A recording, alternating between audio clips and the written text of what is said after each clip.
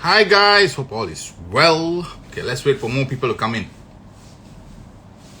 We have a very special guest today, and it's going to be an interesting chat with our special guest. Let's see how it goes. Hi, come in. Hope everyone is having a blessed evening. Come on, join in. All right. So today, for my 500 posts, I wanted to do an Instagram live. I want to do an Instagram live special. Someone who can actually share information and guide you guys also in how to actually progress in life. Because right now what we are going to, hi prof. So for everyone who's watching here right now, let me introduce you to Prof. Dr. Srikumar. He's a pathologist with 23 years of experience. He was the recipient of the Academic Brilliance Award. He was the recipient of the Venus International Awards. He is a passionate lecturer over 2 decades. 2 decades. And also he has been a dean, an associate dean, he has been a deputy dean, he has been a director, but most importantly, he is a doctor, one of the best gifts that Malaysia has ever had. And he is a fantastic motivator to so many students here in Malaysia who he's been guiding and trying to help them achieve whatever they want to achieve. So with everyone who is here right now, who is watching, as more people come in, welcome, Prof. Srikumar. Thank you, Hari. I hope you guys can hear me. Thank you, Hari. It's an honor to be with you. And as I actually put up in an Instagram post of my owner, I said it's going to be very scary to be on the same panel with you because I know how I can see lightning coming out of your mouth already, bolts of lightning. So I'll have to face the lightning. I'll actually have to have Captain America's shield with me. Yeah. So thank you. Thank you. So, Prof, first and foremost, a big thank you for you for actually accepting. I know it's a Saturday evening, and you have taken the time to come and talk to me and try to talk to all the students for all of our attendees here for today as well. So, one of the things we want to get some of your gauge and your experience. So, one of the first questions I have, Prof, what is your? I mean, let's cut to the chase straight away. What is your view on what's happening to Malaysian medical system and medical graduates and students right now? Oh, I'm so sorry. I thought we were here to talk about the stock exchange.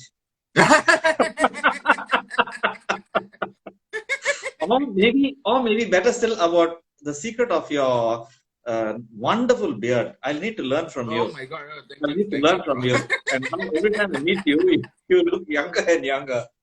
Okay. Oh my God! Okay. Thank you, bro. Getting right down to the point. Well, as you know, the Malaysian healthcare system right now is back to the health. And it's a wonderful healthcare system. Right now, we have about 71,000 doctors, as far as I know to the last count, of which about 36 doctors, 36,000 doctors are in the government service, and the rest are in various aspects of both government, private, public service, and so on. Now, very interestingly, in 2011, in the year 2011, there were 35,000 doctors in the healthcare system, and now it's 2021, 71,000, which means in the past 10 years, it has doubled. That's because we've got so many medical universities. We've got now 32 medical universities offering programs. So every year, we have about 5,000 places for housemanship, and we have about 6,000 plus doctors who apply for housemanship, which means there are more doctors who apply. Luckily, now it's 5,000. Until 2 years ago, it was only 3,000. So now we have more doctors applying for housemanship places rather than the housemanship seats themselves. Let's not forget the students who study in other countries like India, Russia, Egypt, Indonesia, and all, and come back. So at this point, it takes 6 to 11 months waiting period for a student to do his to join his housemanship, and after that, once they get their housemanship of 2 years, then they do go on to do their MO, and then they go on to lead a comfortable life. Now, don't ask me what's a comfortable life. Do you watch movies, Harin? Yes, of course. Yeah. Are you a fan of DC or Marvel? Marvel, more on Marvel, but DC, All right. I like DC, but a little bit darker. Yeah. DC is always dark. You need to focus more. I'll actually touch a little bit on Henry Cavill, the guy who starred as Superman, and even in the Witcher series as the Witcher. Nice quote from him. Comfort is a drug. It is addictive. He says, give a weak man regular income, good food, and cheap entertainment, and he'll throw all his ambitions out of the window. Comfort zone. All of us reach a comfort zone, even me, even you. Our students, after 2 years as a medical officer, they get paid. 2 years as houseman, they get paid. 2 years as medical officer, they get paid. So after 4 years, once you see a salary that comes in, you feel, I don't want to do my master's at all. Yeah. You feel, I'm happy with this. Trust me, Harin, and the guys who are in this live feed right now, once you reach a comfort zone, life is no more a challenge. All your ambitions go out of the window. Don't get into your comfort zone. So that's the scenario right now. We have about, every year we have about 1,300 students waiting to get houseman places. But we take students every 4 months for housemanship. So we sort of manage. There are 48 hospitals in Malaysia which takes in students for housemanship. So it's a clean process. You finish your 5 years of MBBS, 2 years as a houseman, 2 years as a medical officer, and then life is fun, right? Yeah. Yeah, and that's what happens a lot here in Malaysia. And then, to share my thoughts as well, Prof, like, we cannot be comfortable. I like the quote that you mentioned just now as well, because when we become comfortable, we cannot grow. Especially for now, in new age of the doctors and medical graduates that are graduating, it's already an uncomfortable situation. But rather than trying to find a way to be comfortable in an uncomfortable situation, it's best to still be uncomfortable and still push forward and progress to where you need to go. That's the main importance. And it's not about, I know, Malaysian students or Asian students in general, I mean, in our country, let me talk in terms of Malaysia students, we are so accustomed to like just being, okay lah, like this, it's like this lah. That is wrong. You must always push forward. I told you there's 71,000 doctors in the system. Do you know how many specialists we have in the system? Just about 7,000. 1/10, just 10% of the total doctors are specialists. So in a country with a 32 million population, I leave it to the group that's listening as to how many specialists. We have very few specialists. We need more specialists. What do you think that we need to do, Prof? For all the young junior doctors and or medical students who are watching this, what do you think they need to do? Move your gluteus. Gluteus is the medical term for the bottom. Move your gluteus. And start coming out of the comfort zone, because we all feel after 5 years of medical school and 4 years of working, we feel that, okay, this is life and I feel happy. But then you need to make a difference. And you need to actually, working as a medical officer also is like working under pressure, but you need to push yourself to a different kind of pressure. The same Henry Cavill has said, people thrive under pressure. I also thrive under pressure. I need pressure to work, but pressure can also ruin your performance. It can push you to different angles.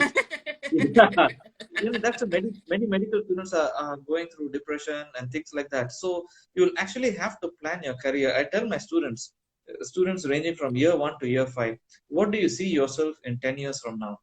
Because in 10 years from now, if you're still going to be a medical officer in some hospital, is that what you want to do lifelong? Don't you want to create an impact, not only to the public, serving the public, but to yourself by doing something extra and getting a specialist degree by which you can serve the public, and at the same time you can have the challenge and satisfaction of seeing something better rather than seeing maybe a fever, cough, cold, and flu. You may actually be go ahead and do a bypass surgery, or you may do a craniotomy and actually remove a neural abscess and something exciting. So I feel every doctor is made to push himself beyond limits and not settle down to a comfortable life. So that is why you are in a profession where you are expected to work day in and day out. There's no shortcut. You'll have to work hard. Correct. Exactly. So one of the things that I do, Prof, is I tell students I prepare students for both USMLE, PLABs, and MRCP exams. And one of the things that I really push students for, especially for students who are in medical school, I tell them to always go forth and at least do the USMLE step 1 while in medical school. For everyone who's attending here right now, Prof. Sri is fantastic and he knows all about the USMLE, and in fact, he has written and helped with universities in terms of creating a USMLE curriculum as well. So a lot of students, Prof, one of the main questions I get asked a lot is USMLE in medical school. Is that possible? What's your view on that, Prof? Thank you, Harry. Very good question. I've trained over 600 students in Malaysia who are now in the US. I've trained over 1,500 plus students in India who are now in the US. Basically, anyone can do it. You don't have to worry that I can't. Anyone can do it. It's all a matter of believing in yourself. Okay.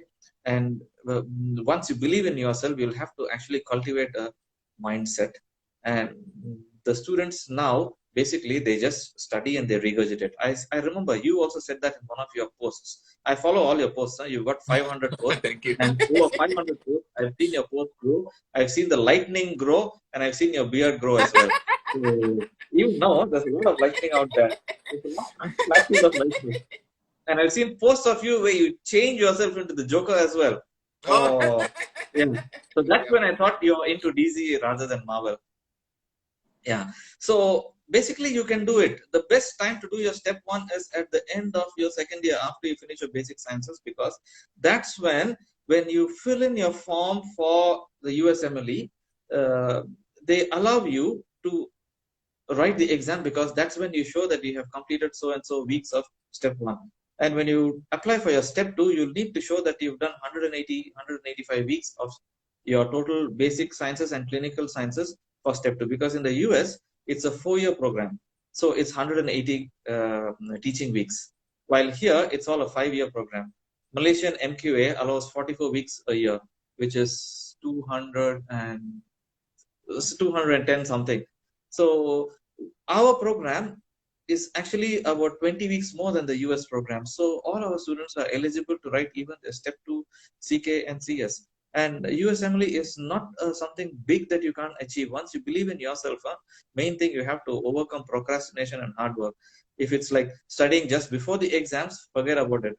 But if you're a person who's working hard, again, I quote from your Instagram, this one, 2 hours a day. You said 2 hours a day. I would give it 3 to 4 hours a day regularly.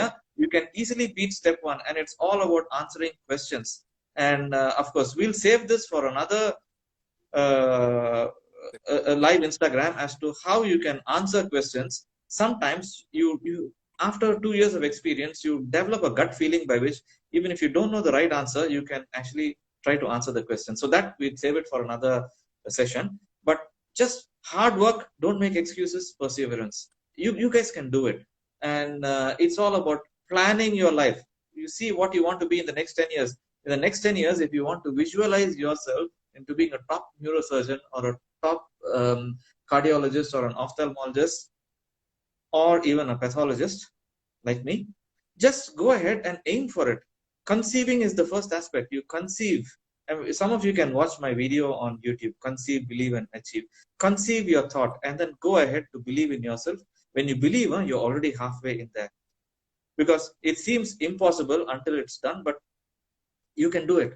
So aim to do your step one. Step one is not just studying for the sake of your exams. Study for the sake of understanding the disease, but keep doing questions.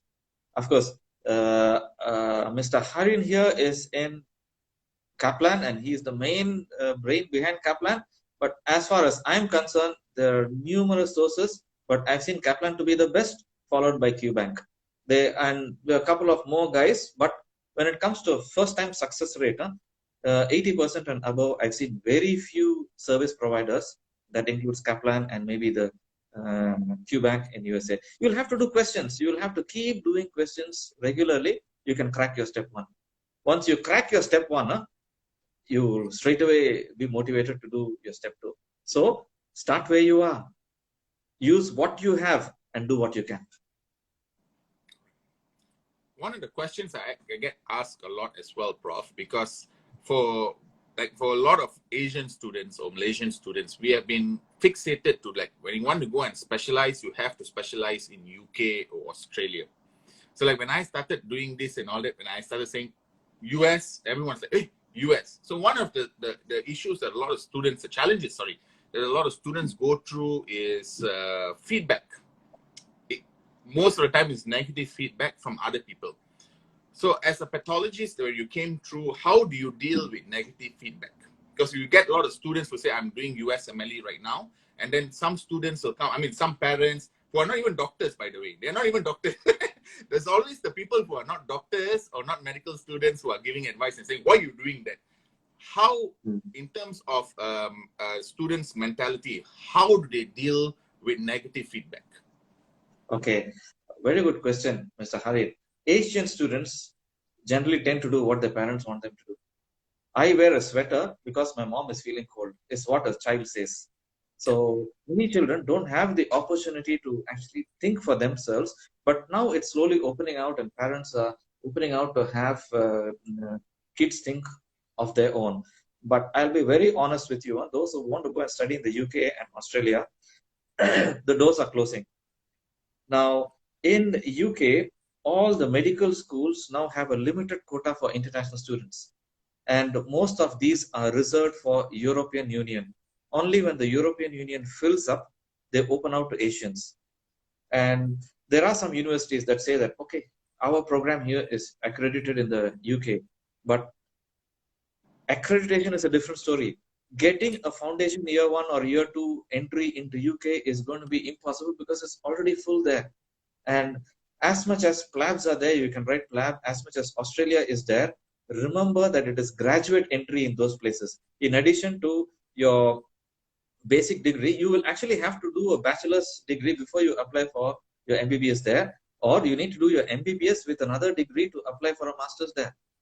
So when it comes to that aspect, even our DG of Health has quoted a few years ago, about 2-3 years ago, that the only option now is the US. And he said that when you go to the US, we allow you to come back and appoint you as consultant straight away. Without Houseman or not is a different story, but they're willing to accept your degree because you do an American board exam. So everyone in US ends up as a consultant. Everyone in US ends up as a specialist. It's not like you end up as an MBBS doctor. So at this point, the only country that welcomes Asians with open arms is the US, because they've got over 40,000 positions, in which 20,000 positions are applied by IMGs. Right. IMGs are international medical graduates. So among the performances in the USMLE, the best of performances are by IMGs. So US welcomes our students with open arms.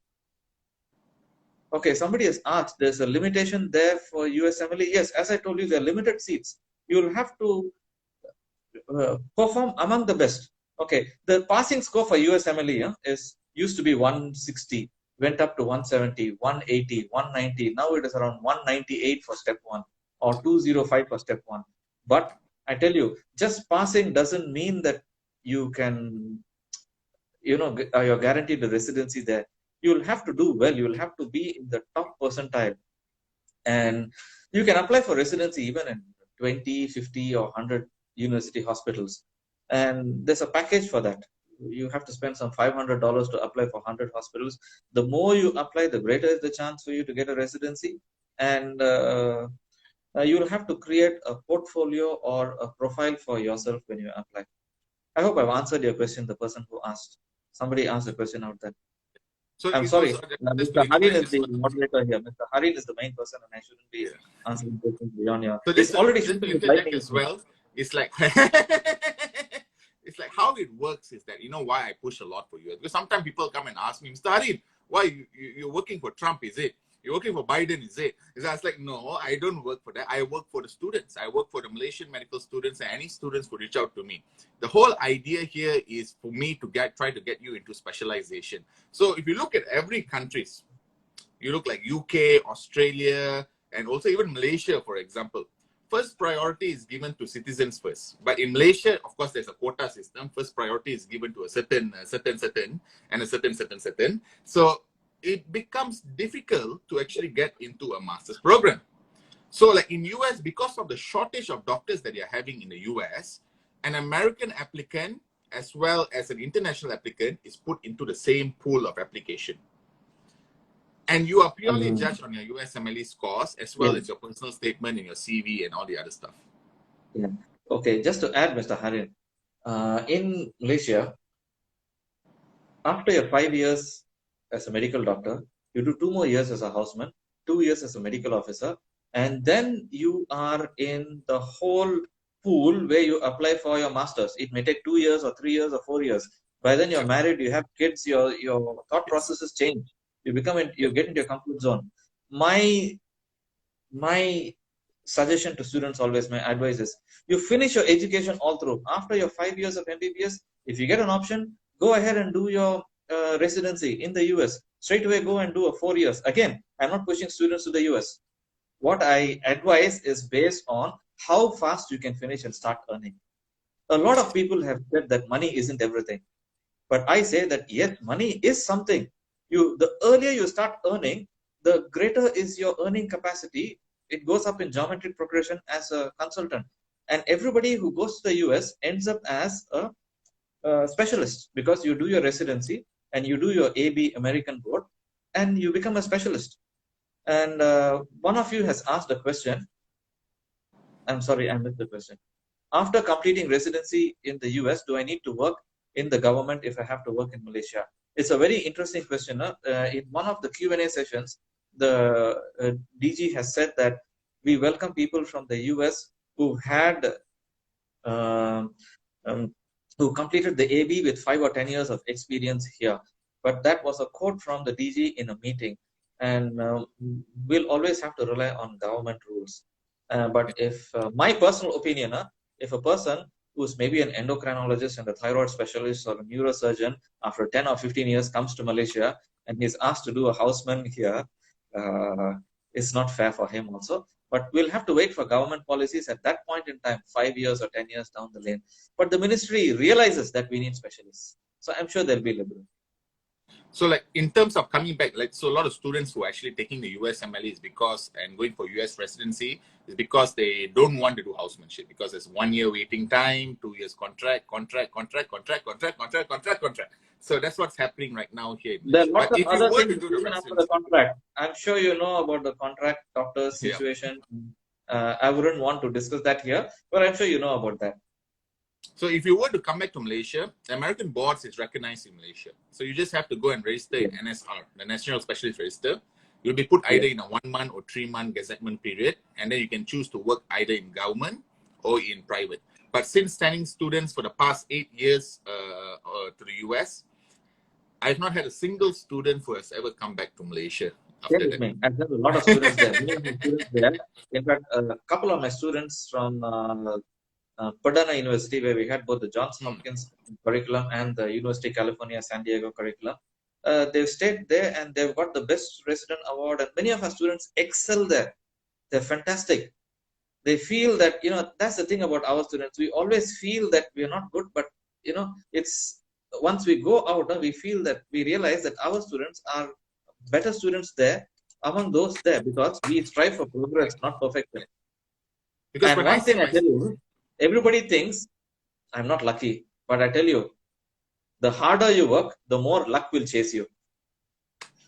luck is labor under correct knowledge. Yeah. Yeah.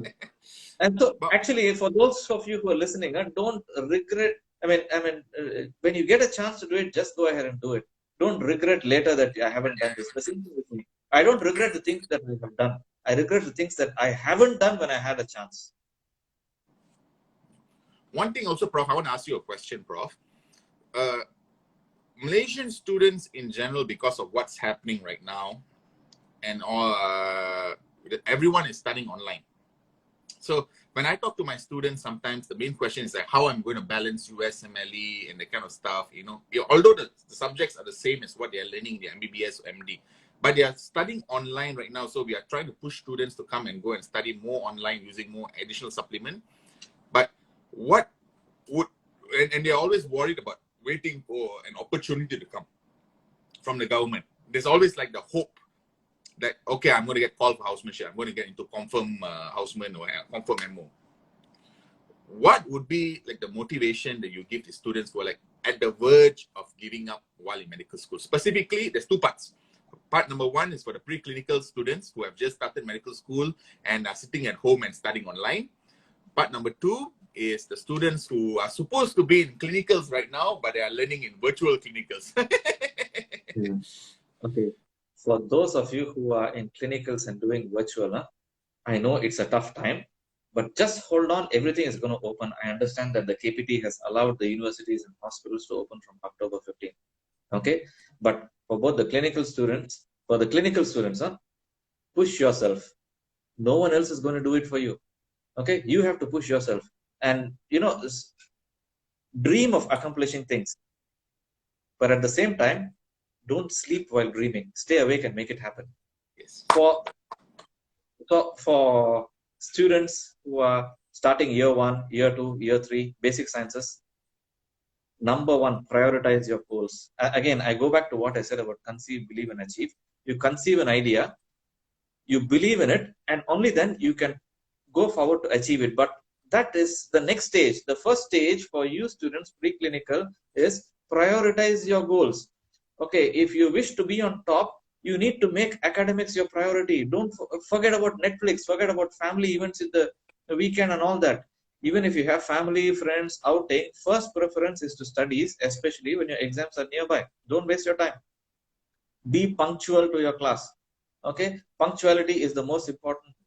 When you go for wards, your ward rounds, you'll have to start by 6:37 before your boss comes. Be punctual. Don't think that, okay, I'll wake up late today and uh, you know forget about all that. You'll have to be punctual.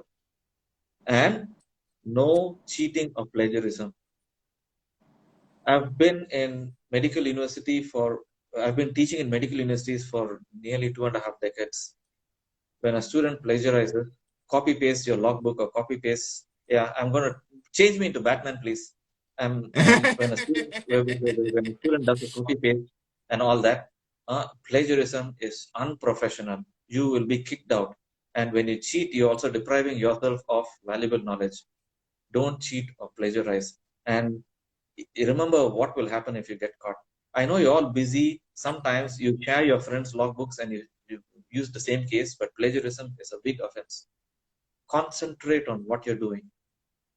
And most important, don't have unnecessary comparison. Even if your parents say, look at John, look at Smith, they are doing so well and you are not doing well. Even if others compare you to someone else, don't give much heed to it. Don't be inspired by others. Be inspired by yourself, because if you compare to others, you'll be demoralized. Compare you to yourself. I always compare me to myself. Am I better this year than what I was last year or the year before that, and so on? So compare you to yourself so that you can succeed in various aspects. Because if it doesn't matter what your classmate is doing or your lab partner or neighbor is doing. Choose your own way, your own methodologies, because comparisons will confuse you and you may end up doing something lower than what you really deserve. And last but not the least, you'll have to, all of us are not perfect. We get C's in exams. If you've scored a C this time, don't go straight away for an A. Unrealistic expectation is another thing. It can disappoint you. In USMLE, we have something called test exams, mock exams, and something called the NBME exams. The NBME exam are exams which you can take for $50 or $60 before the step 1. That will give you an approximate idea of how well you'll perform in the step 1. The same thing, Kaplan, QBank, they all have these mock exams which tells you how well you prepare for your exams. So in these exams, if you score a C, don't go straight away for an A. Don't get disappointed. Don't have unrealistic expectations. Don't get demotivated. Don't leap ahead. Aim to progress in a step-by-step manner. Improve little by little. And remember, you're not doing MBBS to get money. You're not doing MBBS for your parents. You're doing it for yourself. So start loving it. When you love something, you do it better. When you love your girlfriend, you want to do a lot of things for her, right? When you love your mom, you'll want to do things for her. When you love your car, you'll want to drive in it. So love what you're doing and you'll really be interested. Otherwise, you'll just stress out. Well, that's all I would say actually at this point. Yeah. Fantastic. So the main thing here is, guys, is Prof. Sri is fantastic in terms of, I mean, when coming to advising, has advised and guided so many students to success. And it all comes down to whatever Prof. Siri said just now. You have to believe in yourself. Put aside whatever that you all are thinking in terms of I cannot do it, these people saying, cut off negative feedback. That is the most important for you to achieve. Ultimately, if you are a Malaysian and you are in Malaysia, you need to go and specialize. That's one thing I always push, Prof. I always tell, I'm a doctor trafficker in Malaysia. So, so I track I track my doctors and let them go into specialization overseas. Another question I have, the Prof, is that for students who are worried about not being able to do USMLE in medical school. So one thing I do advise them is about studying it parallel, depending on what year you're in, study it parallel with your medical school. For those final year students and all that, what would your advice be if they're planning to go for Okay. USMLE? For final year students, you choose your pathway. I mean, first you choose what specialty you wish to do and then focus on that, whether it's in Malaysia or the US or in UK or Australia. Now, Australia is totally closed for specialties. I don't know who gives the idea that you can go and specialize in Australia. Trust me, honestly, when you go and work in Australia, you can go on to do a master's in medical education or master's in public health or master's in or your PhD, but you can never do a specialization in Australia. As far as I know, until now, if somebody says that, they're conning you. Okay, in UK you can do it, but it's a long drawn process. That leaves you with Malaysia, UK, and US. Singapore is really good, but Singapore standards are very, very high. So unless you're really brilliant, you can't. And Singapore has not enough places for their own people. So choose your career option in such a way that it is an option which doesn't get affected by IR 4.0, artificial intelligence and automation. A lot of jobs are going to be lost in automation. So in that way, maybe if I have the time, Mr. Harin, I'd like to tell you my top 10 professions I would choose in the next 5 years based on not losing your jobs. But having said that, the top 10 in Malaysia right now, according to the ministry released press report in about 3 years ago, if I try to remember, number 10 is ENT choices. Number 9 is pathology. Yay! At least I made it in the top 10. Yeah. Okay. and higher above that is opthal. Yeah, the lower three are ENT, opthal, and pathology. Well, the advantage in pathology is you don't need to speak to people. You speak only to dead bodies. So you can have a wonderful life. You don't need to socialize. So you speak only to bodies that are dead. The only live people you get to speak to are people like Harin. So then higher up are radiology, surgery, pediatrics, anesthesiology, ONG, general medicine, and general surgery in Malaysia. But world over, for those of you who are thinking of going to the US or to UK, I'm not talking about Australia again. Among what I feel as the top 10 in the US and UK and in future, I would start with number 10 as surgery. Because again, this is my ranking based on jobs that can be lost due to artificial intelligence and automation. Surgery, even though you have robots and everything, a surgeon will still survive because robots can help in surgery, but not the actual surgery. And number 9, I would put as gastroenterology. Gastroenterology always has a good future. I mean, nobody will tell you, forget it, you lost your job. Because again, when there's automation and AI, you will still need a gastroenterologist to put a scope inside, see everything inside, and do that. And then number 8, I would think of is emergency medicine. Emergency medicine is still an all-time favorite, but my ranking is number 8 because in emergency medicine, you have they need to do everything: critical care, anesthesia, emergency medicine, and all that. And the US is a wonderful place for emergency medicine. And then dermatology. Dermatology again will never lose its scope. Oncology will never lose its scope. And sports medicine, it can never be replaced by robots or artificial intelligence. And the top 4 would be opthal, radiology, pediatrics, and I'm talking about the US. Number 1 always is general practice. I'm not talking about anybody who finishes MBBS and becomes a medical officer. General practice is a specialty of its own. 4 years of your residency in GP, you can do a GP. GP is there even in Australia. Yes, students can do GP in Australia and the UK as well. As a GP in US, UK, and Australia, you are the first line in management of any patient before you refer him to a hospital. So these are the top specialties I would believe that would be good if you choose it in the US. If you choose it in Malaysia, you can choose anything, any of the present top ones, the adventurous one, general medicine, general surgery, and so on. But basically, as I said, you don't always get what you wish for. You get what you work for. So it's not about how bad you want it. It's about how hard you're willing to work for it. Forget about everything. Push yourself, and then you can do it. Prof, we got a question here from Trisha. She said, I will probably add on together with your answer. She said, how about cardiothoracic residency in the coming years? Is it demanding in the coming years? Cardiothoracic, yes. Okay, a lot of cardiothoracics has gone into automation. To be honest, I've got a lot of friends who are cardiothoracic surgeons who are losing jobs because we have intervention cardiothoracic cardiologists where they push in a catheter and it goes into the coronary artery and you dilate the coronary artery and you clear out heart blocks. So you don't need an open heart surgery or a bypass surgery.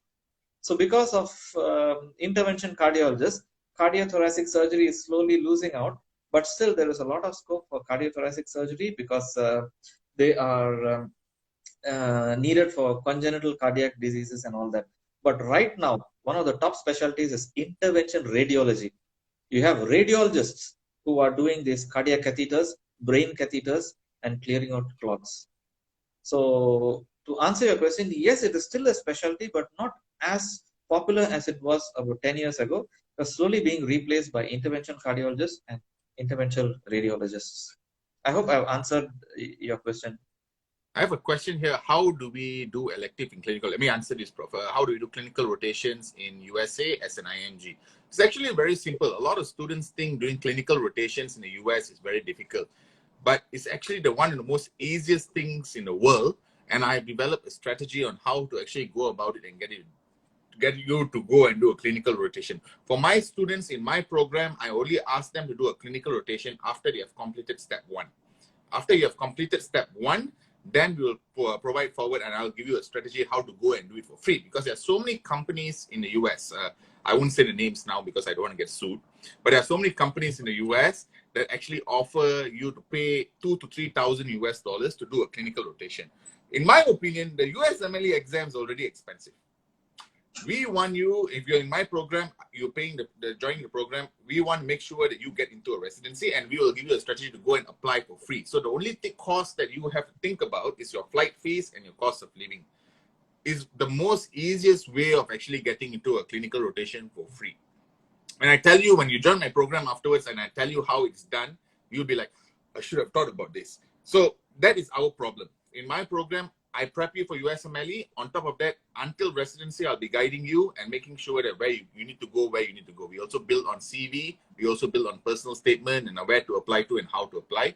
So don't worry so much about clinical rotation. Think about clinical rotation after completing a step 1, because that allows you to do an externship. Because before step 1, if you want to go and do a clinical rotation, most probably you'll be doing an observership, which is just shadowing a doctor. We want to make sure that you get a strong and concrete, a personalized letter of recommendation before that. Okay. So sorry, bro. Okay, now your turn, bro. Wonderful. No? Wonderfully said. You actually said it better than anybody could have said it. But thank you. Just to add on, for those of you who want to do your step 1 is an investment of $1,500. Okay, see it as an investment. Don't see it as, okay, what if I fail? Don't see it. And don't think that, okay, I'm in year 1, year 2. I'll have to do my step 1 at the end of 2 years. Will I have the time? I'm packed with all this. Okay, don't say that you don't have time. Huh? You have exactly the same number of time which 25,000 medical students in the US have done and passed USMLE. You have the same time as me, as Mr. Harin. You have the same time as Helen Keller, Michelangelo, Mother Teresa, Leonardo da Vinci, Albert Einstein, Michael Jordan, Michael Jackson, Metallica, Iron Maiden, and everybody. When they can be successful, why can't you? So Yeah. it is a challenge. It makes life interesting, but overcoming the challenge is what makes it meaningful for you. Correct. Correct. Fantastically put, Prof. Prof, what do you think about OBG? Do you think it'll be replaced by AI in the future? Good question. Huh? A lot of OBG is already replaced by AI. These are my thoughts again. Please don't hold me against it, anybody. Until about last year, we used to have every lady after 40 has to get a pap smear done. And until a couple of years ago, pap smears, manually you do it, you smear it on a slide, send it to the lab, and the lab, they have to see if there are any cancer cells. Now everything is being done by the computer. Everything. You don't need to do the whole process. The process of even processing the slide is done by the computer. Even diagnosing a pap smear is done by the computer. So for every process which required 7 people, 5 of them have lost their jobs already. But having said that, to get a for normal deliveries, as of now, there are people who are trained midwives and trained nurses who can also assist. So in terms of OBG, it's more of gynecological aspects that are more lucrative now, because in terms of obstetric aspects, there are lots of other assistants, nurses who can also help out. But yes, it is always there to stay. It can't be replaced fully, of course. Okay, we're going to take the last question of the day. I'm going to answer a little bit, Prof, but I would like your feedback as well. Sir, how about plastic surgery in the US? Is it too competitive for an IMG? For me, number one, there is no residency type that is competitive. It all comes down to where you're applying to and how you're applying, and the strength of your CV and also the strength of your scores. It doesn't matter where. Even if you do your residency in Johns Hopkins or you do your residency in a hospital in Alaska, you are still going to get an American boards degree. That's how I look at it. It's the same across the board. So for plastic surgery is the number one highest paid in the US at this moment of time. They earn about $600,000 a year. So to get into plastic, there's a few ways. You can either go through an integrated program, or you can go do a general surgery program and then go subspecialize into plastic. That is very much possible. In terms of competitiveness, it really purely depends on where you're applying to and how you're applying and how the strength of your CV. That's our problem. You want to do plastic surgery, that's my problem. That's my problem to come and tell you and give you homework on how to actually build your CV and tell you what to do. So like, for example, you come and tell me you want to do plastic. I say, okay, this is your homework. I need you to go do this much clinical rotation. I need you to apply to this hospital. I need you to complete this much rotation. That is all fully we cover. In our program, what we do is usually 80% of the job is done by the student. The 20% is done by us, and we really guide you on how to go about it. Now, coming back to you, Prof, is plastic surgery very hard in the US? Sorry, your last is plastic surgery? Is it very competitive to get into a plastic surgery? I think plastic surgery more often is a fellowship, You right, see, Prof? The plastic fellowship that's surgery, either directly integrated. yeah, the person who asked this question, plastic surgery is slowly being replaced by a better word, cosmetic surgery. Okay, and it's because right now Yes. we are doing a lot of things. It includes ranging from the face to any parts in the body to covering wounds, and even, for example, a breast cancer, when you remove an entire breast, part of the abdominal fat is reconstructed here. So much so that even a nipple can be reconstructed. Little bit of the areola from this side and nipple from this side can be attached to this side and made as a reconstruction. So all this comes in plastic surgery. It involves hours of surgery. So it is definitely a very competitive, and as Mr. Harina said, it is among the highest paid jobs. And it takes a long time, 6 to 7 years to do plastic surgery, neurosurgery, cardiothoracic surgery, all 7 years. You'll have to invest a lot of time. And whichever hospital you do after 7 years, you'll have to write your AB and you have to pass your AB. And the exams are going to be even more difficult because these are fields which require a lot of precision and many hours of work. So as I told you, you'll have to put in more hours, more time. You see, challenges, as I said, what makes life interesting, but you'll have to overcome them so that you make it more meaningful. So you just follow 2 rules. Number 1, never quit. Number 2, follow rule number 1. Yes, correct. Yeah. Exactly, perfect. All right, Prof. So now, first and foremost, thank you so much, Prof. I don't want to take any more of your time. For everyone, I've also tagged Prof. Sri also in my Instagram. You can follow him on his Instagram page and you can ask him any questions that you want. Also, do reach out to me if you have any other question. A very, very, very big thank you, Prof, for taking your time and coming and speaking to all of us, to all 51 of us at Saturday night. Thank you so much. For everyone who's watching this right now, please hit the like button for Prof. Sri. A very big thank you, Prof, to coming Thank here. you. Thank you, Mr. Harin. You guys are doing a wonderful job. And you, Mr. Harin, I've always loved watching your videos and your Instagram updates. Okay. And thank you for having me over with you guys today. It's always an honor to chat with students because students are always close to my heart. And when they do well, we feel rewarded that we do well. But remember, guys, it's always tough. Life is a tough battle. The pain you feel today is the strength that you will feel tomorrow. And for every challenge that you encounter, it's the opportunity for you to grow. It's not going to be easy, but it's going to be worth it. Okay. So that's my parting words for the day. Thank you so much, Mr. Harin, for having me over. And probably we should have a pleasure. time. And for everyone who's have watching, this is not the first time Prof is going to be here. We'll have future series in the future as well. Also on Prof's channels as Prof YouTube channel and Instagram channel as well.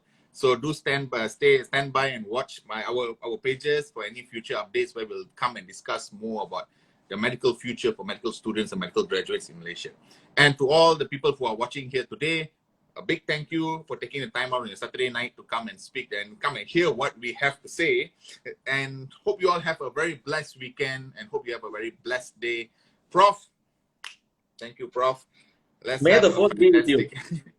Let's May the force be with you. Let's have a fantastic weekend and let's help these people move forward to where they have to go. Yeah. All right. That's one thing that we have in common. As I said, that's one thing that we have in common. We feel happy when we see that the people we help do well. And as a teacher, I feel happy when my students do well. And I feel happy when my students from the US send me pictures that I've got this award, that award, and all that. That's the greatest reward that we have. The best feeling in the world. The best feeling in the world. Great. Thank you then. All right. Thank you, Prof. Take care, Prof. Have a blessed evening. Everyone have a blessed evening. This video will be on my profile. And also another thing for everyone who's attending here today, I'm offering a free Med Essentials Step 1 ebook. If you all want the ebook, do drop me a DM and say that you want the ebook with your full name and email. And then we will register you for the ebook. The ebook is actually worth about 200 ringgit. I'm giving to everyone who's attending here today for free. So do drop me a DM. I'll send you all the ebook and get you all registered. Don't forget, drop me the DM. It's a free ebook. Drop me a DM and I'll send you all the ebook. And from there, we can move on and we can communicate. Hope everyone has a blessed weekend. Take care and thank you, Prof. Have a blessed evening. Great. All right.